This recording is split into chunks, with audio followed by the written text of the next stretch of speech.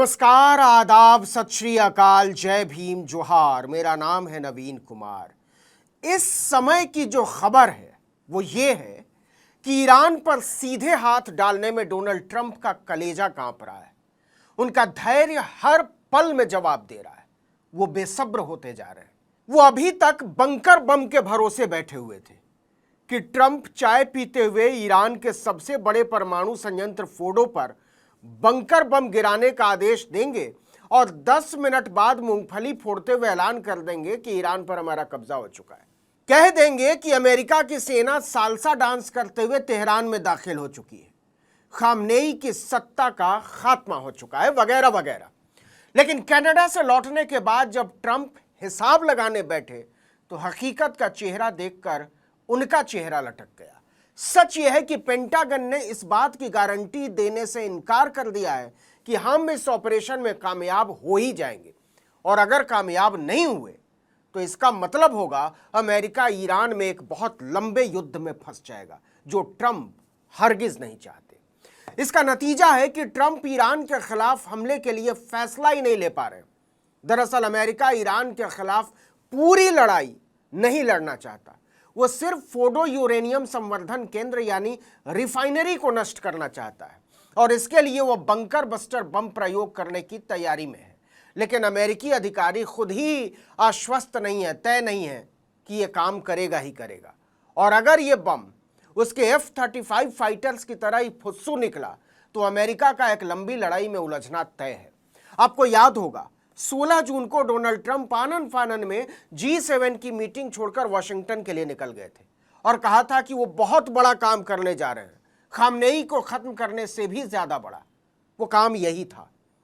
लेकिन ये पोल खुल गई है कि ट्रंप जो काम करने के लिए कनाडा से रातों रात भागे थे वो काम करने में उनकी जान अटक रही है।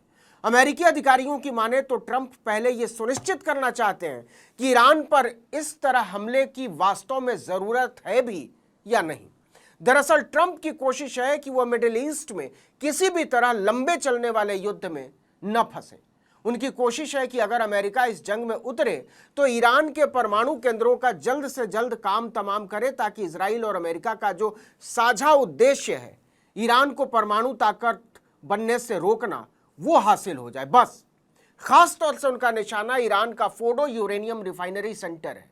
यह तेहरान के दक्षिण में एक पहाड़ी पर बना बहुत ही विशाल संयंत्र है। अब मुसीबत यह है कि इजराइल भी फोर्डो यूरेनियम संवर्धन केंद्र को नष्ट करना चाहता है, मगर उसके पास बंकर बस्टर बम नहीं है, न ही उन्हें ले जाने के लिए B-2 बम वर्षक विमान है।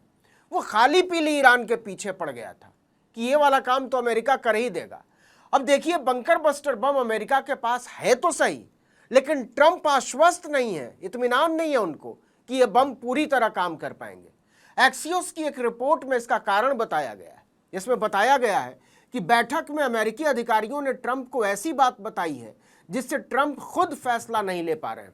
हालांकि ट्रंप से जब पूछा गया कि क्या वो फोर्डो को नष्ट करना जरूरी समझते हैं तो उन्होंने कहा कि सिर्फ अमेरिका के पास ही ऐसी क्षमता है, लेकिन इसका मतलब ये नहीं है कि हम ऐसा करने जा रहे हैं।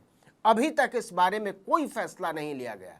सच ये है कि ट्रंप की हालत एक कदम आगे और 2 कदम पीछे वाली हो गई है। वो तय ही नहीं कर पा रहे कि करना क्या है। अब सुनिए अंदर की बात।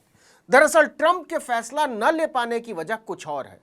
एक अमेरिकी अधिकारी ने एक्सियोस से बातचीत में बताया कि बंद कमरे में व्हाइट हाउस में बैठक के दौरान ट्रंप ने अधिकारियों से साफ पूछा कि क्या आप इस बात की गारंटी ले सकते हैं कि बंकर बस्टर बम फोर्डो को नष्ट कर ही देगा। इस पर पेंटागन ने भरोसा दिलाया कि हाँ, यह मुमकिन है, लेकिन साथ में उसने एक खच्चर में फंसा दिया। ट्रंप का चेहरा यह सुनकर सूख कर छुआरे की तरह हो गया कि अभी तक मैसिव ऑर्डिनेंस पेनेट्रेटर यानी बंकर बस्टर बम को किसी भी युद्ध में इस्तेमाल नहीं किया गया। इसको बनाने के दौरान तो इसके ढेर सारे टेस्ट हुए थे, लेकिन ईरान जैसे ताकतवर देश में यह अचूक तरीके से काम करेगा, इस पर पक्के तौर पर कुछ नहीं कहा जा सकता। यही ट्रंप का दिल बैठ गया, क्योंकि अगर यह बम फोर्डो जैसे प्लांट को भेद पाने में मुर्गा छाप निकला तो अमेरिका को यह लड़ाई कितनी लंबी लड़नी पड़ेगी कोई नहीं जानता। पेंटागन से जुड़े एक अधिकारी के हवाले से एक्सियोस की रिपोर्ट कहती है कि अमेरिका लड़ाई लड़ना ही नहीं चाहता है। वो बस बंकर बस्टर बम गिराकर जीत का ऐलान कर देना चाहता है। अगर बम अपना काम अचूक तरीके से करता है तभी अमेरिका वहां जाकर सर्जिकल स्ट्राइक करेगा, क्योंकि फोर्डो के ध्वस्त होने का मतलब होगा ईरानी सेना की हार। अब इस चक्कर में इजराइल बुरी तरह फंस गया है, क्योंकि उसे ऐसा बिल्कुल नहीं लगा था कि ट्रंप इसे लेकर अटक भी सकते हैं। लिहाजा वो अभी भी मानकर चल रहा है कि अमेरिका हमले के पक्ष में ही फैसला लेगा। हालांकि ट्रंप को दुविधा में देखकर इजराइल अकेले भी फोर्डो को नुकसान पहुंचाने को लेकर तैयारी में जुट गया है। नेतन्याहू और वाशिंगटन में इजराइल के राजदूत येचियल लीटर ने पिछले दिनों संकेत दिया था कि इजराइल के पास हवाई हमलों के अलावा भी दूसरे विकल्प हैं। इसमें से एक विकल्प है फोर्डो संयंत्र के अंदर इजरायली कमांडोज को उतारना। इसमें कमांडो परमाणु केंद्र में जाकर विस्फोटक लगा सकते हैं और फिर उसे उड़ा सकते हैं। ऐसा वो सीरिया में एक अंडरग्राउंड मिसाइल फैक्ट्री को ध्वस्त करने के लिए कर चुका है। लेकिन ईरान सीरिया नहीं है, यह काम बहुत ही जोखिम भरा है। दूसरे, यह कामयाब हो ही जाएगा यह भी नहीं कहा जा सकता। लिहाजा वो अपनी तैयारी तो बढ़ा रहा है, लेकिन साथ ही इस इंतजार में भी बैठा है कि ये वाला काम अमेरिका कर दे। तब तक इजराइल को युद्ध को रोज खींचना होगा और हर रोज वो थोड़ा और तबाह, थोड़ा और कमजोर होता जा रहा है। दूसरी तरफ ईरान की आक्रामकता बढ़ती जा रही है।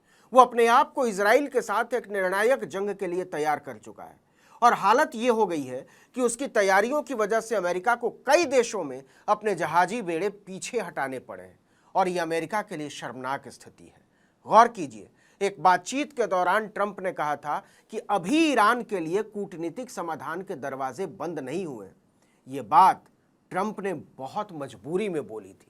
एक अमेरिकी अधिकारी के मुताबिक राष्ट्रपति ने अभी तक ईरान पर हमले का मन नहीं बनाया है, लेकिन हर पल में वो अपना धैर्य खो रहे हैं, क्योंकि ईरान ने अपने दिल से अमेरिका की दहशत निकाल फेंकी है। संयुक्त राष्ट्र में ईरान ने ऐलान कर दिया है कि तेहरान किसी भी तरह के दबाव में बातचीत स्वीकार नहीं करेगा। अमेरिकी धौंस के लिए ये चुल्लू भर पानी में डूब मरने जैसी बात है। इस वीडियो में इतना ही, लेकिन अगर आपने आर्टिकल 19 इंडिया को अब तक सब्सक्राइब नहीं किया तो फौरन कर दीजिए, बेल आइकॉन दबाइए, घंटी जैसी आकृति, लाइक कीजिए और कमेंट करके बताइए हमारा वीडियो आपको कैसा लगा। हमारा ट्विटर हैंडल है article19_India और मेरा ट्विटर हैंडल है नवीन जर्नलिस्ट। नमस्कार।